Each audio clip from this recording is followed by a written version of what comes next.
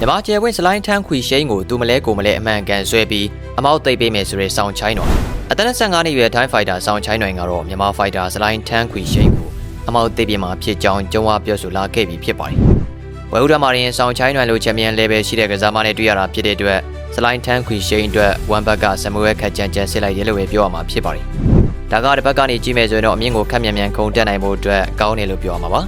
ဆရာကြီးကိုနိုင်ရင်ဆရာကြီးနေရာရမှာမလို့ခက်မြန်မြန်အောင်မြင်ခြင်းတဲ့သူတွေအတွက်ကတော့ဖြတ်လန်းလို့ပဲဆိုရမှာပါ။ဆောင်းချိုင်းတွေကဝမ်ချန်ပီယံရှစ်မှာစာချုပ်ရပြီးသားကစားမဖြစ်ပါတယ်။10ပွဲထိုးပြီးချိန်9ပွဲဇက်လိုက်နိုင်ခဲ့ပြီးတော့ချန်ပီယံစိန်ခေါ်ကွင်းနဲ့အနီးကပ်ဆုံနေထားကိုရောက်ရှိခဲ့တာပါ။ဒါပေမဲ့နောက်ဆုံးပွဲမှာရှုံးနေခဲ့ပြီးတော့ချန်ပီယံစိန်ခေါ်ကွင်းနဲ့လွဲခဲ့တာဖြစ်ပါတယ်။ရှုံးခဲ့တဲ့ဆိုပေမဲ့လည်းသူ့အနေထားကစာချုပ်ရပြီးသားထိပ်တန်းကစားမတွေနဲ့ပဲကစားမယ့်အနေထားကြီးဖြစ်ပါတယ်။ဘာလို့များဝမ်ချန်ပီယံရှစ်ဘက်ကကိုမလက်ဝေးကနေမွေထိုင်းကိုကူပြောင်းထိုးမဲ့စလိုင်းထန်းခွေရှိန်နဲ့တီးပေးလိုက်တယ်လည်းမဆိုနိုင်ပါဘူး။ဒါကစလိုင်းထန်းခွေရှိန်ကိုဝမ်ချန်ပီယံရှစ်ဘက်ကအများကြီးမျှော်လင့်ထားလို့လည်းဖြစ်နိုင်ပါတယ်။လက်ဝေးကနေမွေထိုင်းကိုကူပြောင်းထိုးတာကကစားပုံချင်းချားနာတဲ့အတွက်မလဲကူပါဘူး။စလိုင်းထန်းခွေရှိန်အနေနဲ့ပထမဆုံးပွဲမှာ level 10တို့ကစားမတွေနဲ့တွေ့မယ်ဆိုရင်တော့ပိုကောင်းမှာဖြစ်ပေမဲ့အတွေ့အကြုံရင်ပြီးသားထိပ်တန်းဖိုက်တာနဲ့တွေ့နေတာဖြစ်ပါတယ်။စလိုင်းထန်းခွေရှိန်ကခြေသားကစားမဘဝမှာပွဲ20ကစားထားပြီးဖြစ်ပြီး10ပွဲနိုင်9ပွဲတည်2ပွဲသာရှုံးနေထားတာဖြစ်ပါတယ်။ခုဆိုတော့ဆန်ချိုင်းတွေကစလိုင်းထန်းခွေရှိန်ကိုလဲထိုးသွားမှာဖြစ်တဲ့အကြောင်းပြောလာခဲ့ပါတယ်။သူက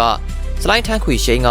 လက်တရားကောင်းတဲ့ကစားမတစ်ယောက်ပါဒါပေမဲ့တိတ်ပြီးတော့မမဘူးလို့ကျွန်တော်ထင်ပါတယ်မျက်နှာကိုထိမဲ့ဆိုရင်ခံနိုင်ပေမဲ့ body ကိုထိရင်တော့ကြာသွားနိုင်ပါတယ်နောက်ပြီးတော့သူတစ်ခါမှကျွန်တော်လိုပါဝါကောင်းတဲ့ကစားမကိုမရင်ဆိုင်ဘူးပါဘူးအဲဒါကြောင့်သူမလဲကိုလဲဆွဲမယ်ဆိုရင်သူခံနိုင်မယ်လို့မထင်ပါဘူးကျွန်တော်ကတော့ကျွန်တော်ပုံစံတိုင်းပဲခက်ကြမ်းကြမ်းရန်လို့စွာနဲ့ကစားသွားမှာပါဒါပေမဲ့ပို့ပြီးတော့တတိထားရမှာဖြစ်ပါတယ်ရင်ပွဲတွေတုန်းကတော့ကျွန်တော်နည်းနည်းလေးစိတ်လောကြီးခဲ့ပါတယ်ကျွန်တော်တိုင်ပင်ကိုက်လှုပ်ရှားမှာဖြစ်ပြီးတော့ပြိုင်ဘက်ကိုပုံစံအောက်သွားအောင်လုပ်မှာပါကျွန်တော်တိုးတက်ချင်ပါတယ်တေချာကတော့ဒီပွဲမှာပိုကောင်းတဲ့ကစားဟန်ကိုမြင်တွေ့ကြရမှာဖြစ်ပါတယ်ဝိုင်ချန်ပီယံရှစ်ဘက်ကအဒမ်ဝေတန်ထဲသွင်းကျင်းပလိုက်တာကိုသဘောကျပါတယ်။ဒါမှဒီဝေတန်မှာကစားတဲ့ကစားမတွေအနေနဲ့ချန်ပီယံကပတ်ကိုမျှော်လင့်နိုင်မှာဖြစ်ပါတယ်။ကျွန်တော်အနေနဲ့ဒီဝေတန်မှာချန်ပီယံဖြစ်ချင်ပါတယ်။ဖြစ်လာမယ်လို့လည်းယုံကြည်ပါတယ်။ကျွန်တော်ဘယ်သူ့ကိုမဆိုရင်ဆိုင်မှုအစင်းသင်းဖြစ်နေပါပြီလို့ပြောကြားသွားခဲ့တာဖြစ်ပါတယ်။မြန်မာပရိသတ်တွေကတော့စလိုင်းထန်ခွေးရှိန်အနေနဲ့ဆောင်းချိုင်းနိုင်ကိုနိုင်ရင်စာချုပ်တန်းရနိုင်တယ်လို့မှတ်ချက်ပေးနိုင်ပါတယ်။အလိုသားမှန်ကန်ဆိုရင်တော့ကောင်းပါတယ်။နိုင်ငံရင်လည်းခက်မြန်မြန်မြင်တက်နိုင်မှာဖြစ်ပါတယ်။ကိုဘက်ကသာလုံနိုင်မှုလိုအပ်ပါတယ်။ဂျိုရှွာပန်ဆိုရင်အောက်ဆုံးဆင်းကနေမြင့်ဆုံးတောင်ကိုတက်တီးပြီးချန်ပီယံစိန်ခေါ်ခွင့်ရခဲ့တာပါ။စလိုင်းထန်ခွေးရှိန်လည်းအဲ့လိုမျိုးဖြစ်လာနိုင်ပါတယ်။စန်ချိုင်းနိုင်ကတော့သူ့ကိုယ်သူယုံကြည်ချက်မြင်မာနေပြီးတော့စလိုင်းထန်ခွေးရှိန်ကိုနိုင်မယ်လို့ယူဆနေတာပါ